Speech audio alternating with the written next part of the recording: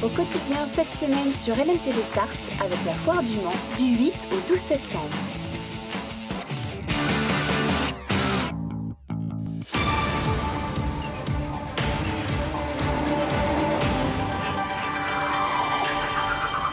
Bonsoir à tous, ravi de vous retrouver dans ce journal présenté ce soir par l'excellente Hélène Galliana. Bonsoir chère Hélène. Bonsoir Aurélien, bonsoir à tous. Au sommaire de cette édition, le barreau du Mans monte au créneau. Il dénonce la situation du pôle des affaires familiales du Mans dont les délais sont devenus inacceptables selon eux. Des championnats du monde se déroulent en ce moment au Mans sur le circuit international de karting. Et l'invité de votre journal ce soir Hélène ? C'est l'invité de la 4e circonscription de la Sarthe. Première rentrée pour Élise Leboucher qui a été élue en juin dernier. Un mot de justice, Hélène, pour démarrer ce journal. Le barreau du Mans dénonce la dégradation du pôle affaires familiales. Divorcer en Sarthe ou trancher la question de la garde d'un enfant s'apparente de plus en plus à un parcours du combattant. Il faut compter entre 12 et 15 mois pour une première convocation devant un juge. Des délais jugés inacceptables pour les avocats du barreau du Mans qui voient au quotidien des conflits familiaux qui dégénèrent. Anthony Piton. Au Mans, les dossiers de divorce s'entassent. Pour rencontrer un juge aux affaires familiales, il faut compter minimum 1 an. Un délai inacceptable pour les justiciables et leurs représentants, les avocats. On a des domaines qui traitent à de l'émotionnel, à des enfants. Et c'est catastrophique. Vous ne pouvez pas être 1 an en attente d'une décision, en attente de voir un juge. On n'est même pas en face d'un jugement, juste pour avoir à vous dire oui, vous avez le droit à une pension alimentaire. Où va aller l'enfant ? En attendant, il se passe quoi ? Il fait quoi l'enfant ? Il va où ? Il est juste la victime parce que c'est lui qui est aux prises du conflit conjugal. En matière familiale, les litiges appellent pourtant une intervention rapide. Garde des enfants, droit de visite ou encore montant d'une pension alimentaire. Autant de questions qui, si elles ne sont pas tranchées, peuvent parfois dégénérer. Vous avez des parents qui explosent, entre guillemets, et qui vont devenir agressifs, violents, qui vont tenter par tout moyen de nuire à l'autre parent pour essayer d'obtenir des droits ou pour les imposer. Et vous avez donc des situations qui deviennent extrêmement problématiques. J'ai un client qui s'est suicidé l'année dernière, au moment de Noël, lorsqu'on lui a appris que la décision qu'on attendait n'était pas rendue, était renvoyée au mois de mars et qu'en attendant, il n'avait aucun accès possible à ses enfants. Le motif de cet allongement des délais, le manque de moyens. Lors de la dernière rentrée solennelle du tribunal du Mans, le président estimait qu'il faudrait recruter entre 15 et 20 fonctionnaires supplémentaires. À l'époque, on déposait une requête, on avait une audience dans les 3 mois maximum. C'est d'ailleurs les délais qui existent aujourd'hui au tribunal judiciaire de Laval. Alors en fonction du lieu de votre habitation, vous avez accès ou non à un juge. C'est ça la réalité de la justice aujourd'hui. Pour dénoncer cette situation, dans les prochaines semaines, l'Ordre des avocats du Mans prévoit de mener des actions aux côtés des magistrats et des justiciables. Allez, place à l'invité politique de ce journal. Ce soir, Hélène, vous recevez Élise Leboucher, la nouvelle députée de la 4e circonscription de la Sarthe. Vous allez notamment parler de la rentrée scolaire. Nouvelle députée depuis quelques mois tout de même, mais vous faites votre première rentrée. Bonsoir Élise Leboucher, merci d'être avec nous. Vous avez regardé avec attention le sujet justement et il vous fait réagir. Oui, je l'ai regardé avec attention parce que j'avais vu leur appel via les réseaux sociaux. Du coup, je les ai interpellés et on a convenu de se rencontrer bientôt pour vraiment comprendre ce qui se passe. On voit encore un service public qui se dégrade, un service de l'État avec des manques de moyens. Et là, pas n'importe quel service quand même, c'est une juridiction familiale, on parle d'enfants. Donc il y a vraiment une urgence à se saisir de ce sujet. Et des enfants, on va en parler justement ce jeudi. C'était la rentrée scolaire pour plus de 100 000 élèves en Sarthe. Un retour en Sarthe, un retour en classe, je vais y arriver, que vous avez qualifié sur les réseaux sociaux de difficile. Difficile de souhaiter une bonne rentrée aux élèves, aux enseignants des écoles. Du courage, il va vous en falloir. Ça, c'était votre tweet. Pourquoi ? Je crois qu'on a tous vu comment s'est passée cette rentrée et les inquiétudes des professionnels de l'éducation, entre les manques de moyens, les manques de professeurs. On a vu ces embauches de contractuels, ces professeurs qui ont été formés en peu de jours. Donc il y a une vraie dégradation des conditions de travail et du coup de la qualité rendue aux élèves. Et du coup, avec l'impact aussi de ce manque d'enseignants, avec cette difficulté de recrutement, du coup, avec des fermetures de classes, donc avec des classes qui sont plus pleines. Donc une vraie inquiétude et puis sur les remplacements. Donc, je ne vois pas le ministre prendre des mesures suffisantes. Justement, parmi les mesures pour lesquelles vous militez au sein de la NUPES et pour la France Insoumise, vous demandez la gratuité des affaires scolaires. C'était d'ailleurs l'objet d'une collecte pour le Secours populaire que vous avez menée. Mais il faudrait en faire encore plus, selon vous ? Évidemment, certaines mairies le font, proposent des kits gratuits pour les élèves de leur commune ou des kits à 1 euro. Ce qui fait qu'aujourd'hui, en France, les enfants, selon où ils habitent, n'ont pas les mêmes accès. Donc oui, nous, avec la NUPES, il y a une proposition de loi qui a été déposée pour la gratuité de l'école réelle, mais aussi... Et donc, coût des affaires inclus. C'est ça. Et la cantine aussi et les sorties scolaires, parce qu'on va avoir un sujet aussi avec la cantine, où on commence à nous parler d'augmentation du prix des repas. Donc c'est un vrai sujet. Donc on demande à l'État de s'en saisir pour pas que ce soit que les collectivités qui prennent en charge. Pour le département, pour resituer un peu, pour le département, oui, une hausse serait possible. Pour le Mans Métropole, pour l'instant, ça n'a pas encore été acté. Cette rentrée, elle est aussi marquée par la situation de certains enfants. Vous dénoncez depuis plusieurs jours la situation de familles à la rue avec des enfants. Le plus jeune, il n'a que 3 ans. 12 familles seraient concernées. Et la raison invoquée par la préfecture, il n'y a plus de place dans les centres d'hébergement d'urgence. Vous avez demandé à voir le préfet. Qu'est-ce qu'il vous a dit ? Alors, l'argument, c'est qu'il n'y a plus de place d'hébergement, ce qui est vrai, ce qui est un vrai sujet. Il va falloir vraiment gérer cette situation. Et aussi, surtout, un argument que moi j'ai trouvé insupportable, c'est qu'à partir de 3 ans, on n'est plus vulnérable pour aller à la rue.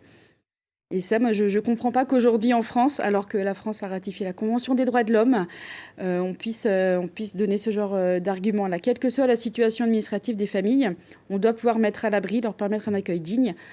Sur le territoire, et encore les chiffres, on peut imaginer qu'ils soient... C'est un problème national, puisqu'il y a eu une étude de l'UNICEF. Ils ont dormi à la rue avant de faire leur rentrée scolaire, et ça, on ne peut pas l'accepter aujourd'hui. Donc, il y a une initiative là, sur le Mans, l'initiative d'un collectif de citoyens et du DAL 72, qui vont du coup, en effet... occuper la salle Barbara pour depuis hier soir, pour pouvoir mettre à l'abri au moins ces familles. Alors, c'est pas suffisant. Combien de familles ont dormi, justement ? Je ne pourrais pas vous dire que j'y suis passée rapidement hier soir. Il y avait 3 familles, mais il y en avait encore d'autres à aller voir. Ce n'est pas un problème local, c'est un problème national. Il y a d'autres députés dans leur circonscription qui sont confrontés à ça. Ce n'est pas aussi le moment, en tant que député, de se saisir du dossier pour l'emmener à l'hémicycle ? Bien sûr, comme on va le faire comme on l'a fait sur d'autres sujets. Après, c'est une situation qui est connue. Il y a des associations, il y a des ONG qui ont déjà dénoncé ce problème. Donc la situation, elle est connue. Donc c'est au pouvoir public de s'en saisir et de vraiment, voilà, aujourd'hui... Et de faire avancer les choses. Et de faire avancer les choses. On ne peut pas laisser des enfants dormir à la rue. Une dernière question, puisque c'est votre rentrée à vous aussi, la toute première. Vous avez plongé en juin dernier dans le grand bain en tant que député. Comment s'est passée cette arrivée dans ce nouveau monde ? Alors, le mois de juillet a été très intense, très bouillonnant, puis l'actualité était tout pareil. Donc il a fallu être dans l'action et en même temps se structurer, s'organiser avec son équipe, comprendre le fonctionnement. Donc c'est vrai que ça a été un peu un tourbillon. Mais là, voilà, maintenant avec... Ça vous plaît ? Vous revoyez les images. C'est ça, maintenant, ça y est, j'ai repéré les locaux. Je ne me perds plus. Et puis, on a compris, donc on est d'attaque pour la rentrée en octobre. Et vous vous épanouissez, en tout cas, dans ce nouveau rôle. C'est passionnant. Merci beaucoup, Élise Leboucher, d'être venue sur notre plateau. Je rappelle que vous êtes députée de la 4e circonscription de la Sarthe. Un mot, Hélène, à présent, de ce mouvement de grogne chez les professeurs du lycée d'Ursenard. Sur la centaine d'enseignants du lycée, justement, 90 seront en grève ce lundi. Ils dénoncent la baisse des dotations qui met à mal l'accompagnement des élèves. On écoute Sophie Pereira, enseignante d'histoire-géographie et membre du syndicat SNES, au micro d'Enzo Maubert. Je vais donner un exemple qui est parlant. Cet établissement a une importante ouverture internationale. Sur le projet Erasmus, nous avons des partenariats internationaux. Nous avons fait le choix, dans le cadre de l'autonomie, d'avoir 22 ou 24 élèves par classe. C'était encore possible jusqu'à il y a quelques années. Désormais, nous en sommes à 28, 30. Et si nos dotations continuent de baisser, eh bien, nous allons continuer sur 35. Ce n'est pas du tout la même chose pour les élèves, en termes de réussite des élèves dans l'apprentissage des langues, d'être dans une classe avec 24 élèves, on peut parler davantage, que d'être dans une classe à 35. Et puis on a appris ce vendredi la disparition de Janine Brunet. Son nom ne vous dit peut-être rien, mais son surnom, la mère la pipe, peut-être un peu plus. Son bar était connu de nombreux Sartois.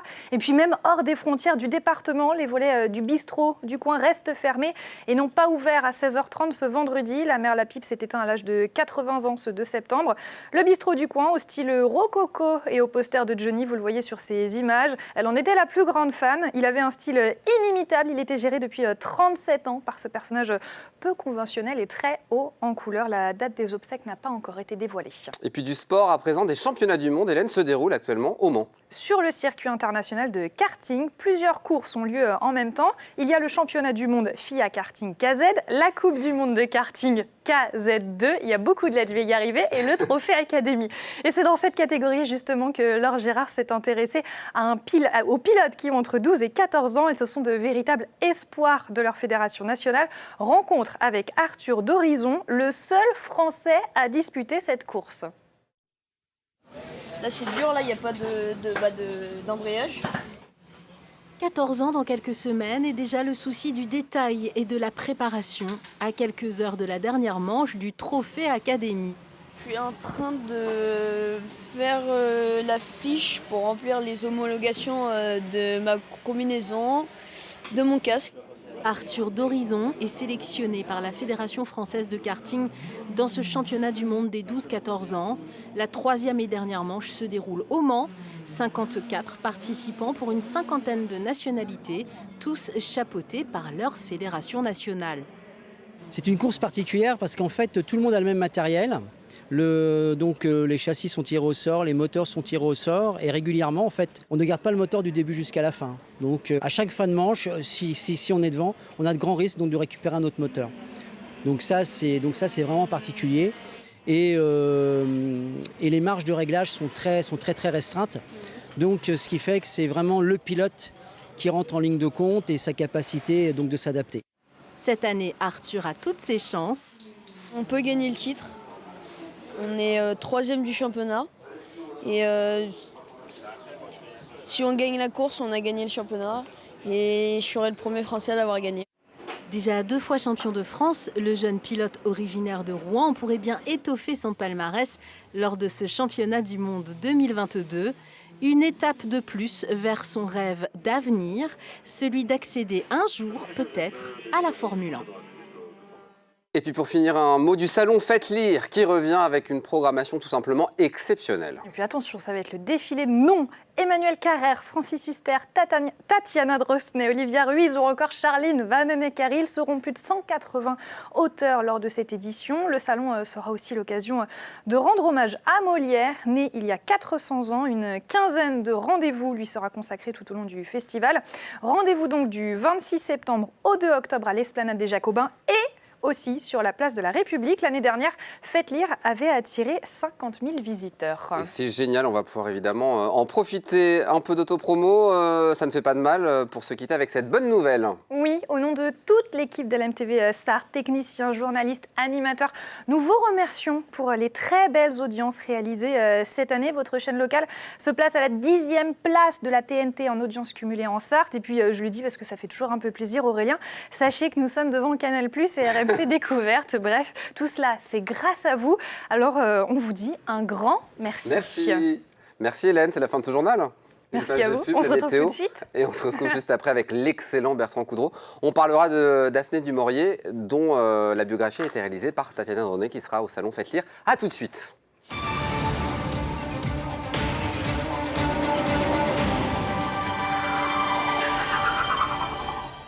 Au quotidien cette semaine sur LMTV Sarthe avec la Foire du Mans du 8 au 12 septembre.